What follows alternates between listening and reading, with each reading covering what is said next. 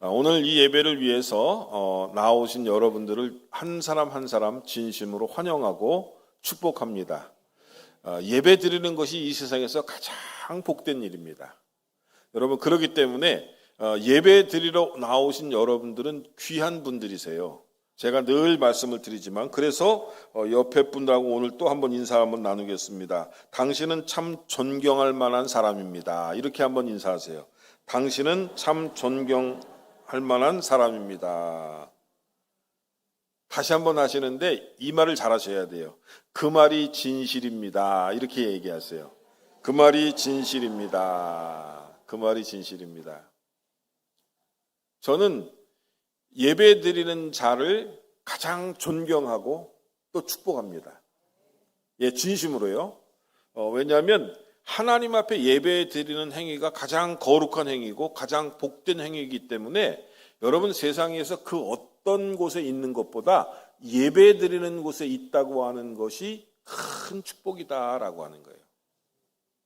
그런 의미에서 여러분들은 복 받으신 분들이세요? 그렇죠? 예. 예배 드릴 때 우리가 하나님 앞에 찬양하고 또 하나님 앞에 기도하고 또 말씀 받고 이러한 모든 행위들이요, 여러분, 하나님께서 가장 존귀하게 여기는 행위다라고 하는 거예요. 여러분, 그렇기 때문에 여러분 예배의 자리에 있다고 하는 것만큼 복된 일이 없습니다. 그래서 오늘 이 자리에 나오신 여러분들 다시 한번 주님의 이름으로 축복하고 그리고 또 존경합니다. 자, 그러면 오늘 말씀을 통해서 은혜를 받아야 되는데요, 오늘은 증거궤라고 하는 제목으로 은혜를 나눌 터인데, 주보에는 언약궤, 또 증거궤, 또 이런 여러 가지 이름으로 불려지는 이 하나님의 임재의 상징이 있습니다. 구약 성경에서 신약 예수 그리스도를 상징하는 것을 꼽으라면 저는 이 증거궤를 꼽겠습니다. 언약궤를 꼽겠습니다. 왜 그런지 오늘 이제 제가 여러분에게 이 설교 말씀을 통해서 그 이유를 말씀드리려고 합니다. 자, 그러면 먼저 이 언약궤의 의미에 대해서 말씀드리고자 합니다. 하나님께서 모세에게 성막의 설계도를 주실 때 가장 먼저 명하신 것은 언약궤였습니다. 같이 한번 따라 하시죠. 언약궤, 혹은 증거궤. 이 언약궤의 증거궤는 뭐냐면 궤짝입니다. 궤짝. 여러분, 우리나라 사람들이 예전에 물건을 담아서 사과를 담아서 이렇게 옮길 때 무엇에다 옮겨요? 사과 궤짝에다 옮기는 거예요. 사과, 배도 마찬가지 궤짝에다 옮기는데, 이 궤짝은 무슨 궤짝이냐면 하나님이 임재하시는 궤짝이었다라고 하는 거예요. 그래서 이 궤짝을 하나님께서 만들라고 오늘 10절에 명령하고 있습니다. 한번 보여주시죠. 10절 시작. 그들은 조각목으로 궤를 짜되 길이는 2규빗 반, 너비는 1규빗 반, 높이는 1규빗 반이 되게 하고, 여기서 1규빗이라고 하는 것은 이 팔꿈치에서 손가락 끝까지 하니까 약 한 50cm 정도 되는 거예요. 그러니까 2규빗 반이라고 그러면 1m 얼마예요? 1m 25cm. 1m 한 25cm 정도 되는 거고요. 너비가 1규빗 반이라 했으니까 한 75cm 정도 되는 거고요. 그 다음에 높이는 1규빗 반, 75cm 마찬가지로. 그러니까 이런 궤짝을 만들라라고 명령하신 거예요. 이 궤짝을 보여드릴게요. 사진 한번 보여주세요. 자, 여기에 지금 법궤라고 이렇게 나와 있는데, 이 법궤가 증거궤, 또 언약궤 이렇게 불리는 것입니다. 저 궤짝 보이시죠? 이렇게 네모나게 만든 궤짝이다라고 하는 거예요. 자, 이 궤짝의 의미가 뭐냐? 하나님이 임재하시는 곳이다라고 하는 거예요. 따라하시죠. 하나님이 임재하시는 곳. 이 조각목이라고 하는 것은 우리가 쉽게 이해를 하면은요, 썩지 않는 아카시아 나무라고 그렇게 이야기를 해요. 무슨 나무요? 아카시아 나무. 그런데 이 조각목으로 궤짝을 만들고 순금으로, 안에도 순금으로 다 입히라 했고 바깥에도 순금으로 다 입히라 했어요. 그러니까 순금 궤짝이 되는 거지요. 요즘 금값이 비싼데 여러분, 하나님께서 임재하시는 곳을 가장 귀한 것으로 싸라고 하는 그런 의미가 있는 줄로 믿으시기를 바랍니다. 이 금이라고 하는 것은 하나님의 거룩한 본성을 나타내는, 말하자면 그것을 나타내고요. 나무는 인성을 나타내고요. 그 다음에 이것이 장차 오실 예수 그리스도를 예표한다고 우리가 그렇게 이해하고 있습니다. 여러분, 요한복음 1장 14절에 보면은요, 하나님께서 이렇게 말씀하셨어요. 다 같이 한번 읽어볼까요?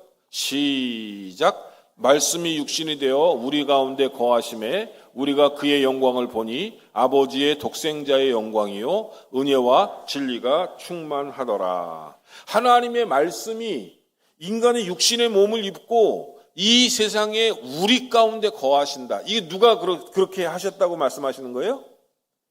예수님께서 그렇게 하셨다라고 하는 말씀인 것입니다.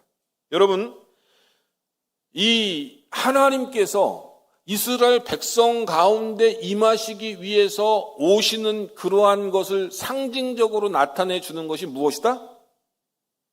언약궤다. 따라합시다. 언약궤. 다시 한번 해요. 증거궤. 또 법궤. 이렇게 표현하는데 하나님께서 이스라엘 백성들과 함께 하신다고 하는 것을 나타내 주는 궤짝이 바로 언약궤다라고 하는 거예요. 여기에는 뭐가 들어가 있냐면요, 아론의 쌍난 지팡이가 들어가 있고요, 또 만나 항아리가 들어가 있고요, 그 다음에 하나님께서 직접 써주신 율법판 10계명이 거기에 들어가 있다라고 하는 거예요. 여러분, 성막에 오늘 세 번째 그 그림을 한번 보여주시기 바랍니다. 저기 보니까 아론의 쌍난 지팡이와 돌판 2개와 그 다음에 그릇에 무엇이 담겨져 있어요? 만나가 담겨져 있는 거예요. 그 안에, 궤짝 안에는 저거 3가지를 넣으라고 하나님이 명령하셨어요. 구약성경에 보면.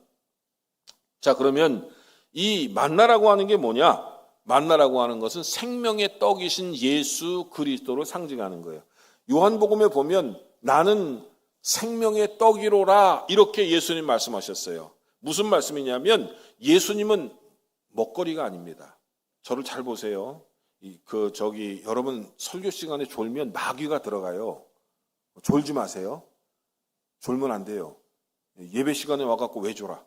자, 예수님이 무엇이라고요? 생명의 떡이다라고 하는 거예요. 예수님이 먹거리인 떡일 뿐만 아니라 예수님은 생명의 떡인 영의 양식이라는 거예요. 그래서 우리는 예수님을 늘 먹어야 돼.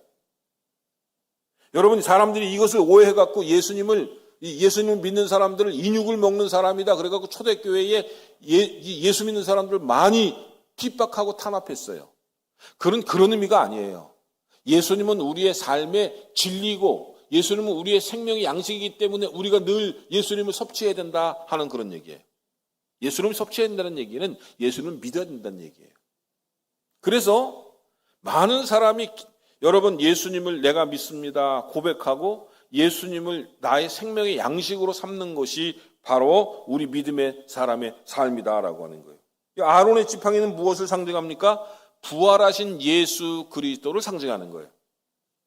또 율법하는 율법을 완성하신 그리스도다라고 하는 거예요. 따라서 언약궤는 단순히 율법을 보관하는 보관함이 아니라 하나님께서 우리 인간과 교제하시는 복음의 중심이다라고 하는 거예요. 자, 2번째로 여러분 궤짝을 만들었어요. 그런데 궤짝 위에다가 속죄소를 만들려고 그랬어요. 속죄소. 이것은 이 죄를 용서하는 어떤 그런 것을 나타내주는 덮개예요. 덮개. 오늘 여러분 이 언약궤 위에 덮인 순금 판을 갖다가 뭐라고 불렀냐면 속죄소라고 부르는데 히브리어로 카포레트라고 이렇게 부릅니다. 이는 덮는다라는 뜻에서 유래했고 죄를 가리는 하나님의 은혜를 상징하는 단어입니다. 오늘 17절에서 말씀하고 있는데 17절 먼저 보여주시고 사진을 보여주시죠. 17절 다 같이 한번 읽어보실까요? 시작. 순금으로 속죄소를 만들되 길이는 2규빗 반, 너비는 1규빗 반이 되게 하고. 자, 여러분 양쪽에 궤가 저기 뭐예요? 메고 다닐 수 있는 그거 뭐라 그러죠? 그걸 뭐라 그러죠? 궤가 아니라 그 양쪽에 어깨에 메고 다니는 긴 봉이 있죠? 그 긴 봉 위에 널판지로 되어 있는 곳이 속죄소다라고 하는 거예요. 속죄소. 따라합시다. 속죄소. 그 다음에 이제 거기 천사 2개가 있죠? 저걸 갖다 그룹이라고 그러고, 저 천사들은 금으로 펴서 만든 건데 서로 양쪽 얼굴을 대하고 있고, 그 다음에 날개가 서로 2개씩인데 날개가 서로 다 있어요. 하나님께서 저것도 저렇게 만들라고 말씀하신 거예요. 속죄소가 덮었다는 얘기는 무슨 얘기냐면 인간의 죄를 용서하시는 것을 상징하고 있는 거예요. 여러분, 하나님께서는요, 정말로 존귀하신 분인데 특별히 우리 죄를 용서하시는 분이신 줄로 여러분 믿으시기를 주님의 이름으로 축원합니다. 어떤 분은 그런 얘기를 해요. 아니, 죄가 무슨 죄가 그렇게 많길래 죄를 용서함 받아야 되느냐? 아닙니다. 여러분, 우리가 하나님을 안 믿는 것이 일단 죄예요. 그리고 하나님의 뜻대로 살지 않는 게 죄예요.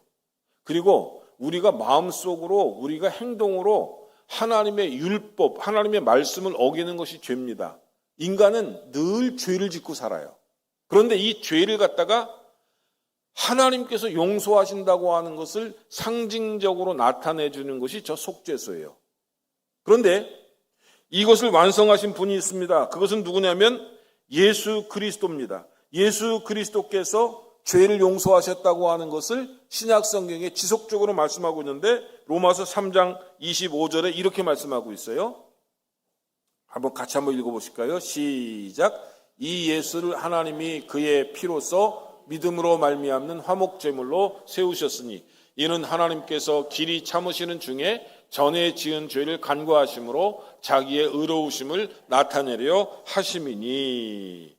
여기 이 화목제물이라고 하는 말이 히브리어로 실라스테리온이라고 하는 말인데 속죄소를 의미하는 단어입니다. 여러분, 예수님의 십자가는 죄를 덮는 상징적인 행위가 아니에요. 실제로 죄를 완전히 제거하는 실제적인 사건입니다. 여러분, 우리가 이 세상에 알고 또 모르고 짓는 여러 가지 죄악 때문에 우리는 불행해집니다. 행복해서 떠나요. 그런데 이 인간을 행복하게 하기 위해서 하나님께서는 죄를 깨끗하게 용서하시는 거예요. 죄가 없는 존재가 아닙니다. 죄가 있음에도 불구하고 죄를 깨끗하게 용서하시기 때문에 우리의 영혼이 맑아지고 우리의 육신이 존귀해지고 우리의 삶이 행복해지는 줄로 여러분 믿으시기를 바랍니다. 그래서 예수님께서 히브리서 9장 12절에 이렇게 말씀하고 있어요. 염소와 송아지의 피로 하지 아니하시고 오직 자기의 피로 영원한 속죄를 이루사 단번에 성소에 들어가셨느니라. 구약 성경의 이 속죄소에는요, 누구만 들어갔냐면 대제사장만 들어갔어요. 7월 10일 날 대속죄일인데 짐승의 피를 가지고 용서함을 받기 위해서 속죄소 위에다가 피를 뿌리고 제사를 드립니다. 대제사장이 1년에 딱 한 번만 속죄제를 드리는 거예요. 그렇게 하면 이스라엘의 모든 죄를 하나님께서 용서하시겠다고 약속하셨어요. 그런데 이 속죄소의 의미가 신약 성경에서는 예수 그리스도로 대신하셨다라고 하는 거예요. 예수님께서 십자가에 달리셔서 자기의 피를 다 쏟으시고 그 피로 하나님 앞에 화목제물을 드리셔서 누구든지 예수를 믿기만 하면 모든 죄를 용서해 주시는 줄로 믿으시기를 바랍니다. 천국에는 어떤 사람이 가느냐면요, 죄가 없는 사람이 가요. 그런데 우리는 죄가 많잖아요. 그래서 예수를 믿어야 천국에 간다고 하는 말씀이 바로 여기서 나오는 거예요.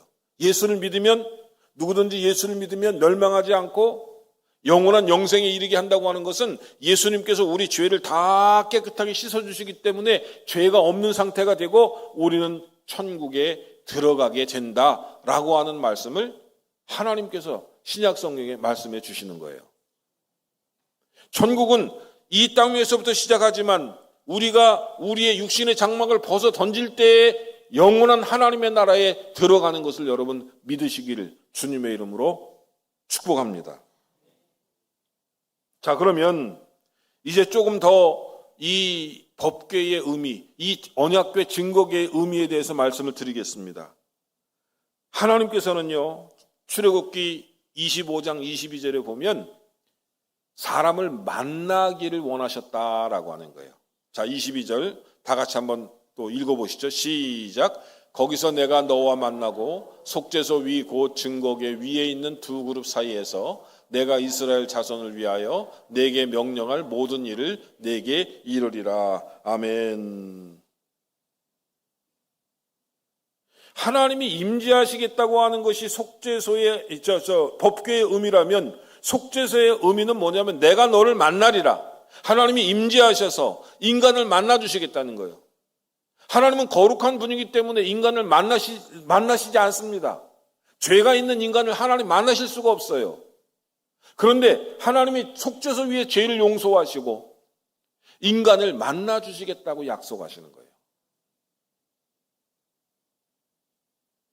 여러분, 우리가 장관만 만나도 손 씻지 않잖아요.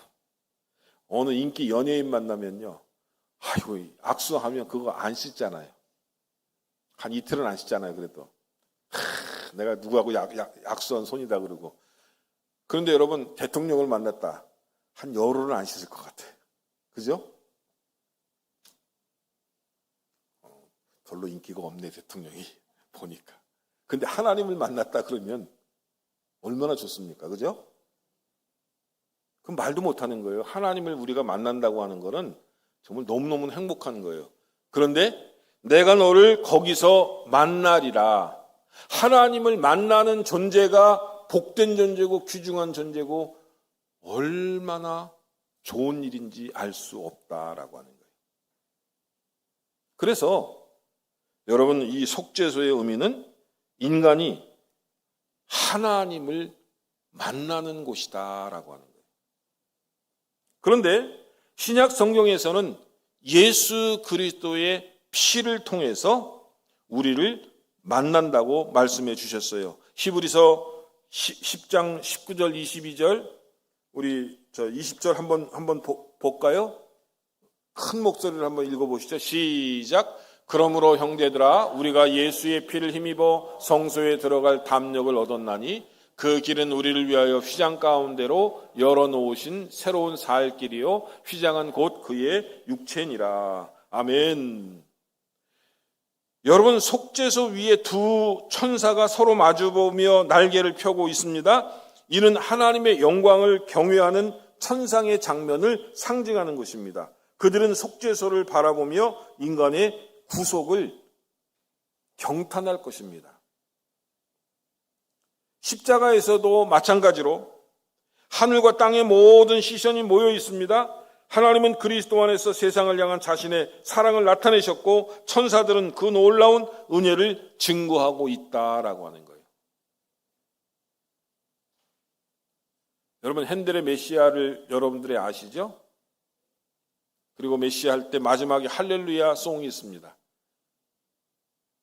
천상의 천사들이 할렐루야 할렐루야 할렐루야 할렐루야 막 할렐루야를 불러갖고 하나님의 이 구원의 사건을 찬양하는 모습으로 끝나고 있습니다. 여러분, 우리는요, 이 땅 위에서 죽어서 썩어져서 없어질 존재가 아니라 천상으로 올라가서 하나님을 영원히 찬양해야만 하는 존재가 되었다라고 하는 거예요. 여러분, 예수 믿는 것이요, 그냥 이 땅 위에서 축복받고 그냥 물질적으로 조금 좀 잘 살게 되고 뭐 그런 거라고 생각하시면 천만의 오해입니다. 예수 믿는 것의 가치는 여기에 있지 않아요. 이 세상에 있지 않아요, 사실은요. 이 세상에서는 하나님을 믿고 믿음으로 오늘 장로님들 찬양한 것처럼 믿음으로 살게 하는 거고요. 영원한 천상에서 천사처럼 하나님을 영원히 찬송하고 살아가야 할 존재가 누구냐? 예수 믿는 사람들이다라고 하는 거예요. 여러분, 이 사실이 중요한 거예요. 그러므로 예수 믿는다고 하는 것이 얼마나 가치 있고 얼마나 축복된 일인지 알 수 없다라고 하는 거예요. 할렐루야? 그런데 많은 사람들이 예수를 믿으면서도 이 사실을 몰라요. 그리고 진짜 예수를 믿는 게 아니에요. 여러분, 저는 오늘 여러분들에게 진짜 예수를 믿으라고 권면하고 싶습니다.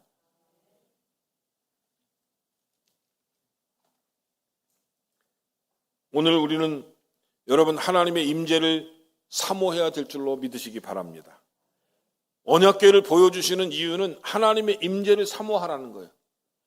그리고 이 하나님의 법궤는요, 언제 사라졌냐면요, BC 587년 바벨론이 말하자면 침공했을 때 솔로몬 성전에 있던 언약궤가 사라졌습니다. 그 다음부터는 언약궤가 없어요. 왜 이 언약궤가 사라진 줄 아십니까? 신약 성경에 보면 예수 그리스도가 언약궤를 대신한 것이기 때문에 사라져 버린 거예요. 그리고 여러분, 예수님께서 오셔서 우리들에게 뭐라고 말씀하셨냐면 하나님이 임재하는 곳은 너희의 육신이다, 이렇게 말씀해 주셨어요.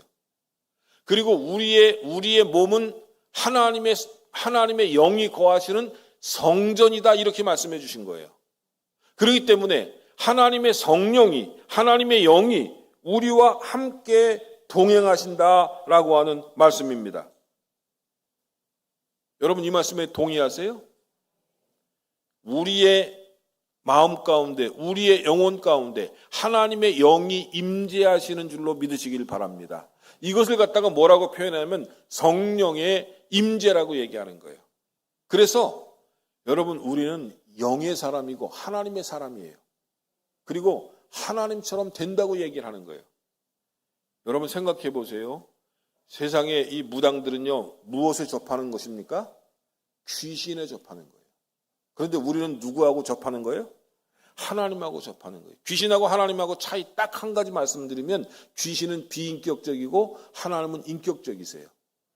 귀신한테 사로잡히면 머리끄댕이 잡혀갖고 아주 고통과 고난을 다 당하지만 하나님의 영이 임재하면요, 그 사람은 거룩해지고 그리고 온전해지고 그리고 사랑의 사람이 되고 복된 존재가 되고, 아멘 할 때까지 합니다. 제가 지금 고집이 있어요. 그리고 천상의 사람이 되어지는 줄로 믿으시기를 바랍니다.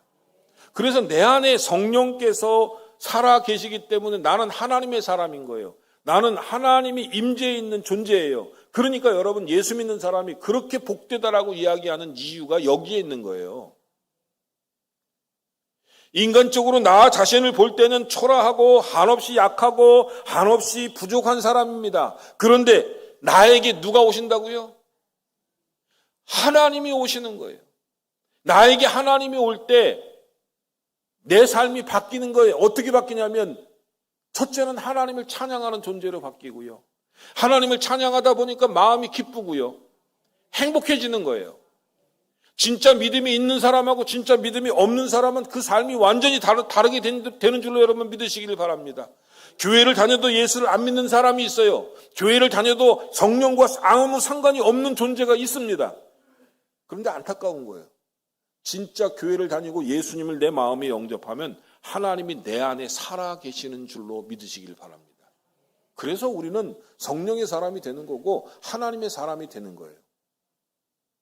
이 하나님의 사람이 되면요, 왜 그런지 이상하게 내 입술에서 찬양이 나오고 마음이 기쁘고 행복해지는 거예요. 여러분, 예수 믿으면은요, 그렇기 때문에 행복해지지 않을 수가 없는 거예요. 왜? 살아계신 하나님이 내 안에 계시기 때문에 그렇다, 이 얘기입니다. 이것이 바로 예수 믿는 사람들의 진리예요. 오늘 저는 여러분들이 바로 이러한 사람들이 다 되시는 줄로 저는 분명히 믿습니다. 성령님께서는요, 우리가 예수를 고백할 때 우리 가운데 오시고요. 성령 충만은 우리가 성령을 끊임없이 초청할 때 성령께서 우리 가운데 임재하시는 줄로 믿으시기 바랍니다.